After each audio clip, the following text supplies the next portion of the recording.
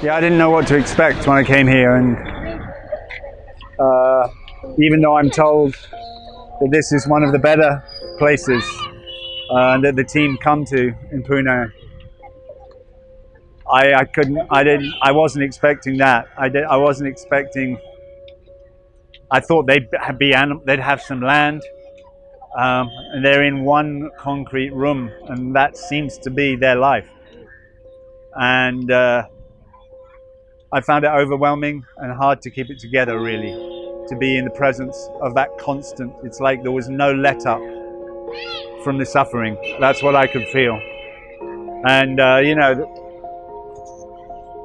the young calf, kind of middle-aged calf, she was tied in a way. I mean, this was practice. She could hardly breathe, but it was dragging her neck down, so she couldn't even stand straight, let alone, none of them can get on the floor and just sleep and rest. So it's one thing if you're having a tough time during the day, but you know you've got some rest coming. You know that you can do this most simple, natural thing.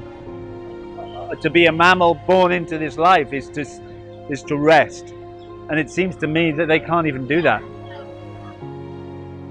Family seems to really care for their animals, yet they don't realize how horrible it is to tie an animal and enslave her, and not to allow the babies to drink mother's milk every 2 or 3 hours, just so that we can have butter, cheese, paneer, a morning cup of tea, coffee.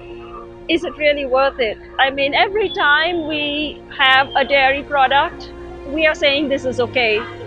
We saw how horribly the babies were desperately trying to free themselves. They didn't want to be tied, and it's horrible that they can't drink mother's milk.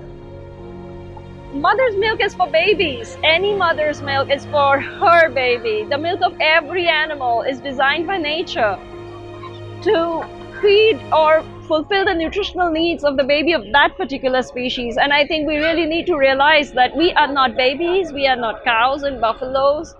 We are humans, and after we finish drinking mother's milk, our mother's milk, we don't need any more milk.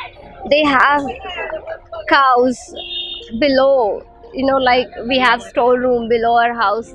Over there, cows are kept, and I asked him, do they ever go out? He said no, they never go out. Can we really live without sunlight? And the same goes for animals. I mean, it's so horrible. Their skin and everything, even the dog's condition, even the goats, cows, horrible.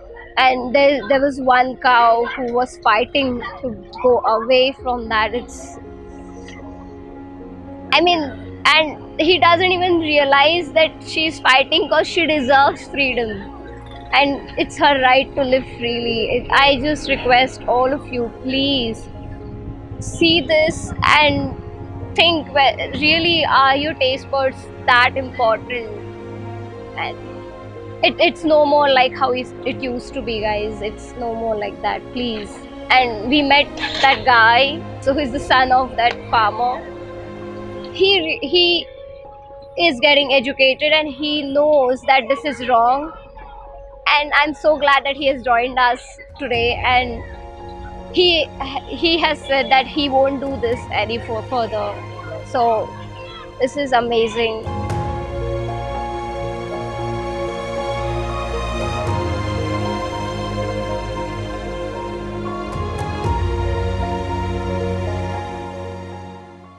I have 15 members in a family. We have 10 to 20 mammals. We are having them in a shade and sometimes in a house also. So sometimes even I feel regret that we are having them. But even we love them, but they're always tied and all. I feel that bad for them. Even they have to be free like us, that what decisions we can take, even they can take for themselves. What happens is we don't really reflect on it because it happens everywhere, but once you look closely to what is actually happening, you can actually understand, the suffering and the conditions that these animals have to live through. And it's because people like us who actually care, but we don't do anything about it. I give thanks. We have to keep giving thanks, and thanks for what they're showing us, to opening up our hearts, because only through witnessing the suffering, we have to keep our hearts open. We actually have to live with broken hearts in a way, in order to be able to make change.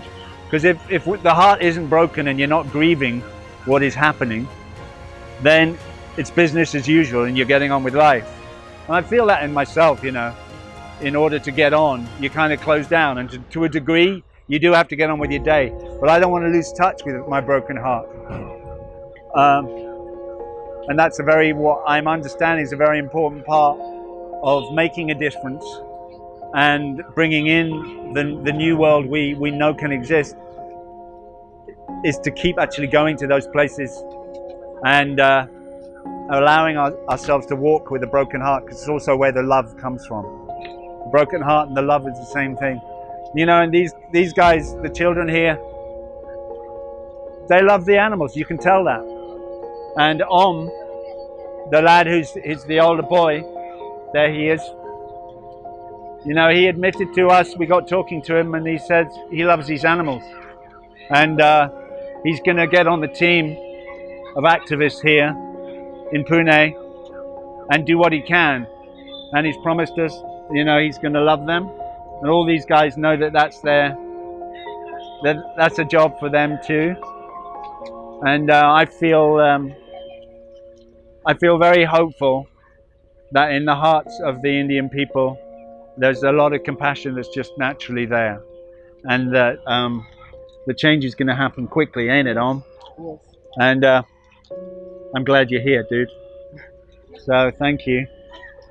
Yeah, you keep loving those beautiful creatures, huh?